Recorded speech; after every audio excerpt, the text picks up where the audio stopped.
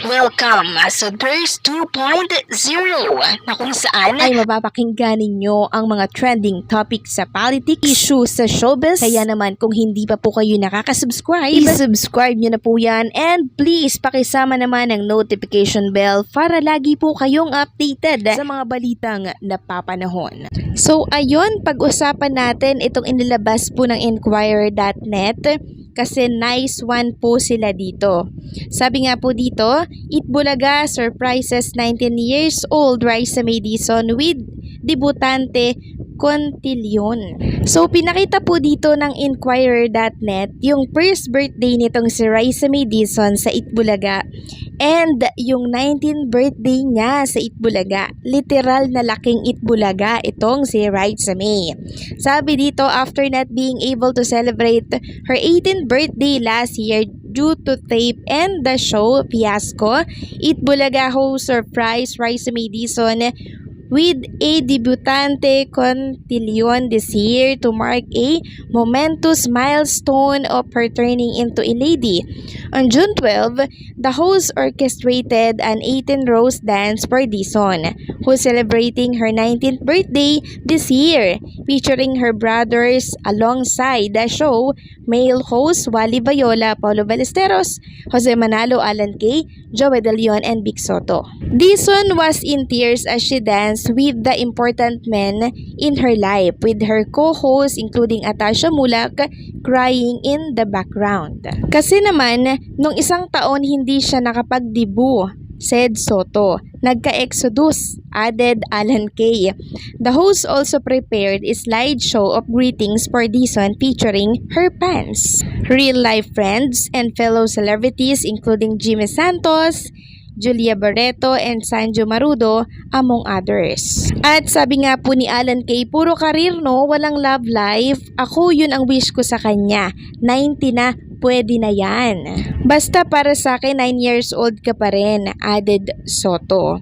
On TikTok, the netizen recalled the time when Dizon first celebrated her birthday in the show. Her 7th birthday when she wished for spaghetti and pancit, which was granted and brought here to tears. So kung inyong natatandaan kahapon, yung wish na lang sa kanyang nanay ngayong birthday ay yung ginataan na kalabasa na may sitaw na marami pong hipon. So mga pagkain, pansin nyo, mga pagkain yung request nitong si Raisa May. Way back 7 years old pa lang siya, up to this na 19 years old na siya, pagkain pa din yung hinihiling niya. So, ito po yung mga komento ng ilang netizens sa TikTok. From 7 years old to 18 years old, so lucky Raisa. 19, nakaiyak naman to. We all seen and witnessed Raisa literally from being a kid to a fine lady. Unang birthday niya sa EB, 7th birthday. Ngayon, 18th birthday na. Literal na laking EB si Raisa. Happy birthday. Teka lang, 6 years old ko lang si Raisa nung napanood ko siya. Ngayon 90 na, tanda ko na pala. Aw, naalala ko yung hiling lang niya noon, pansit at fried chicken, first birthday niya sa AB. Ba't ako naiyak? Di naman ako si Raisa May. So marami po talaga ang natouch sa birthday celebration nitong si Raisa May Dizon sa Itbulaga kahapon. Kasi napaka init po ng ginawa pong celebration yung inihanda po ng Itbulaga para po sa kanya. So sinong hindi po matatouch ng sobra-sobra nun, di ba? This year, Dizon received gifts from her co-host including a camera from Karen Aistrup, an edited picture with the Mulak family, boxing gloves from Miles Ocampo, and a Chanel bag from Maine Mendoza. The 19-year-old host was also gifted a ginataang kalabasa from her mother, which brought Dizon to more tears. Sabi ko nung nakaraan pa, ma-wish ko lang sa birthday ko may ginataang kalabasa na may sitaw. Kasi favorite ko. Tapos wala sa bahay, kala ko nakalimutan niya na. So see, panay pagkain yung wish nitong si Raisa May. Nung 7 years old siya, fried chicken and spaghetti. Tapos ngayong 19 years old siya, eto ginataang kalabasa na merong sitaw na merong hipon. Grabe din, Raisa May, no? Mga pagkain lang, sapat na para maging masaya siya. So, balikan natin yung nakaraan ni Raisa May Dizon. Dizon rose to fame after winning Itbulaga Little Miss Philippines in 2012. She is currently the second youngest host on the variety show in 2013. The actress host had her own talk show entitled The Raisa May Show.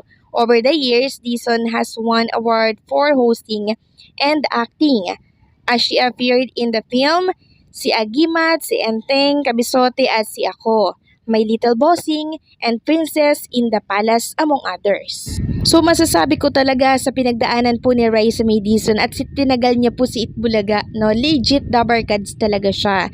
Kaya dapat lang talaga na hindi po siya tanggalin dyan, hindi ba? Kaya pinaglaban po talaga siya nila Bossing Vic, ni Boss Joey, ni Tito Soto at ng mga dabarkads. Nung nalaman po nila na gusto pong tanggalin si Raisa May, ang ginawa po ng dabarkads, sabi nila hindi to pwede, no? Parang kung sino yung sasama po sa pag-alis ng TBJ, pinapirma po, no? Kasi kesa naman sa alisin at palitan po ng bago, itong si Raisa May Dizon may napatunayan na po yan sa Itbulaga.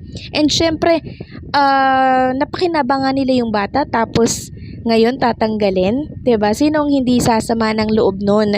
At ang masakla pa dito, hindi po alam ni Raisa May Dizon na gusto na po pala siyang tanggalin diyan sa Itbulaga ng bagong management ng Tape Inc. Kaya pala daw yung kanyang schedule ay parang MWF na lang. Parang hindi na siya yung regular na papasok sa isang buong linggo. Kaya nung nalaman po ng nanay po ni Raisa May Dizon na gano'n, syempre nasaktan po siya, umiyak po sila.